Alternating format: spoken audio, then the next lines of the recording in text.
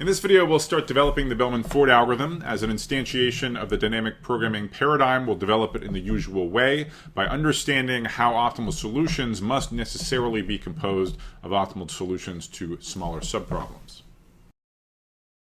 So let me just quickly review what we learned from the subtleties of the previous video. In particular, let me be precise about what I mean by solving the single source shortest path problem when the input graph can have negative edge costs. So the input, as usual, is a directed graph. Every edge has an edge cost C sub e. We're allowing those edge costs to be negative, and we're given a source vertex S. So what do we want to compute? Well, ideally, we'd like to compute the shortest path distance from S to all other destinations V, where as usual, the length of a path is just the sum of the edge costs. Now, in the previous video, we discussed how this goal is problematic for input graphs that have a negative cycle. If you allow cycle paths to contain cycles, then this isn't even defined. In some sense, shortest path length is minus infinity. And if you don't allow cycles, then it's computationally intractable. It's an NP-hard problem.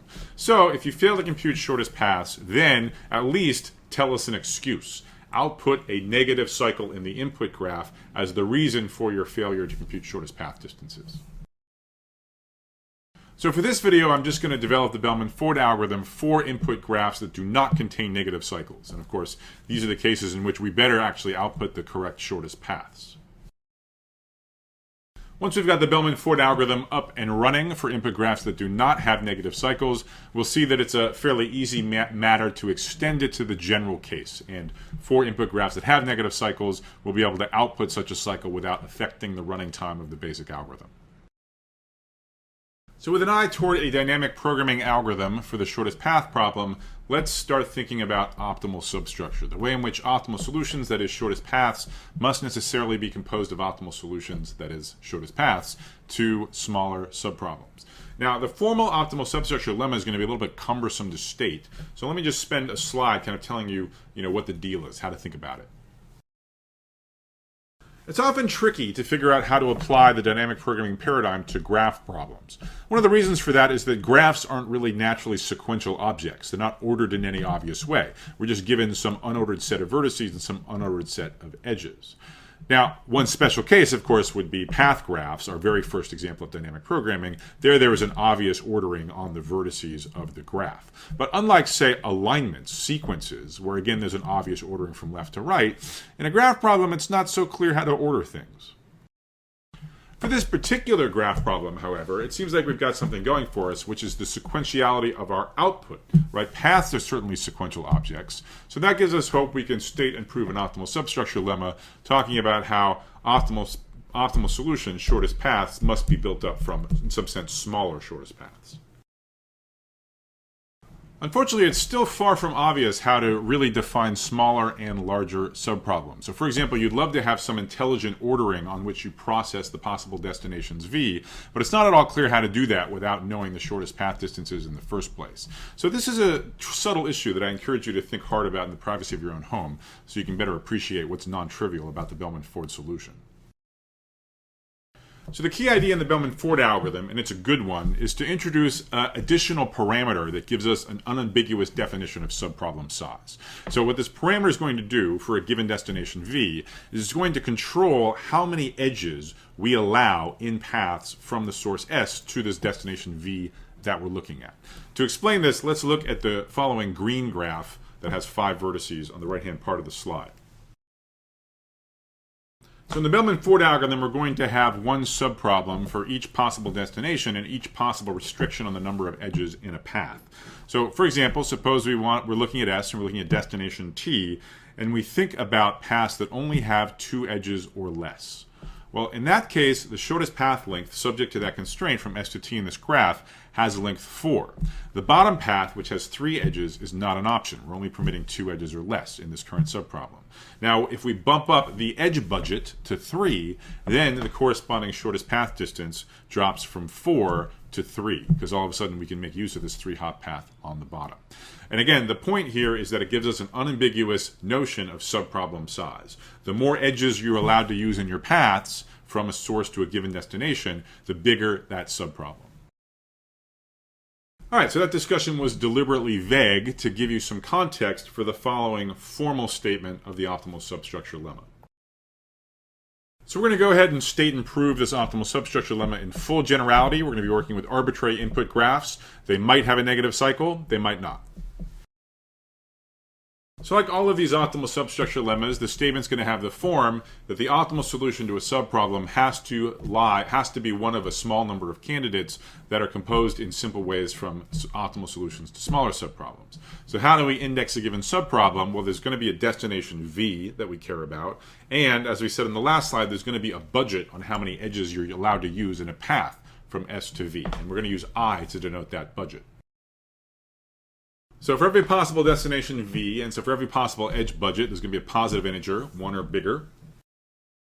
Suppose that P is an optimal solution, meaning amongst all paths that start at S, that end at V, and that contain at most I edges, amongst all of those paths, P has the minimum sum of edge costs, the minimum length.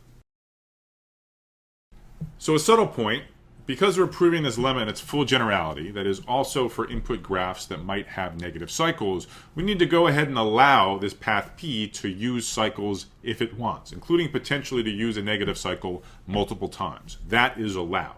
Notice we're not worried about this path using a cycle an infinite number of times because we have a finite budget I on how many edges it can contain.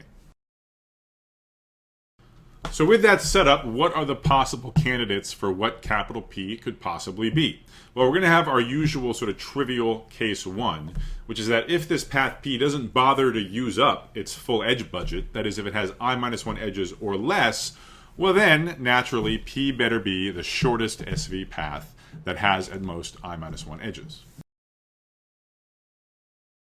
So the non-trivial case is when the shortest path with the most I edges from S to V actually uses its full budget, uses all I of its edges. So now, by analogy with all of our previous dynamic programming algorithms where we think about plucking off the final part of an optimal solution, here we're going to pluck off the final edge from the path P. What do we get? Well, we get a path with 1 fewer edge, so that's good. It's going to correspond to some smaller subproblem because it has at most I-1 edges. On the other hand, notice that if we take a path from S to V and we pluck off the final edge, we get a path from S to somewhere else. So we're going to call that somewhere else W. So plucking off the final edge from capital P gives us a path P prime that starts at S, that ends at W, that has at most I-1 edges. And I hope you can guess that the claim is that it's not just any old path from S to W with at most I-1 edges. It is, in fact, a shortest such path. Now in this case 2, notice that we of course know that P prime has exactly I-1 edges, not merely at most I-1 edges, but it's going to be useful to have the stronger assertion claimed here, that P prime is optimal amongst all paths that have I-1 edges, or possibly fewer. Alright, so this is one of those lemmas that's actually harder to state than it is to prove. So let's just quickly sort of talk through the proof. It's the same as the previous optimal substructure lemmas that we've seen. Case 1 is totally trivial. It's the obvious contradiction that we've seen in many of our other case 1s. Case 2 is going to be one of our usual cut and paste contradictions. So suppose there was some path Q better than P prime. That is, Q starts at S, ends at W, contains I-1 edges or less, and the sum of its edge costs is even smaller than that of P prime.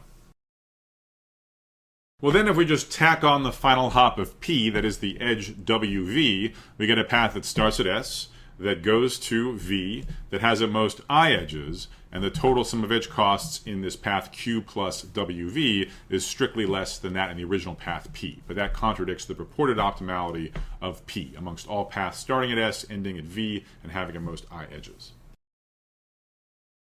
So that's the proof of the optimal substructure lemma. It's simple enough. And as usual, the next step is going to be to compile this lemma into a recurrence, where informally what the recurrence is going to do is brute force search amongst the possible candidates for the optimal solution. So to make sure you understand what just happened, let's move on to a quiz. And the question is, for a given destination V of some input graph, how many candidates are there for the optimal solution of a subproblem that involves V?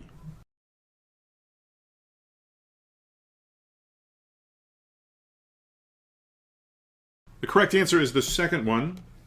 The answer depends on which destination V you're talking about. And And what governs the number of subproblems is the in degree of this vertex. That is the number of edges of the input graph that have v as their head.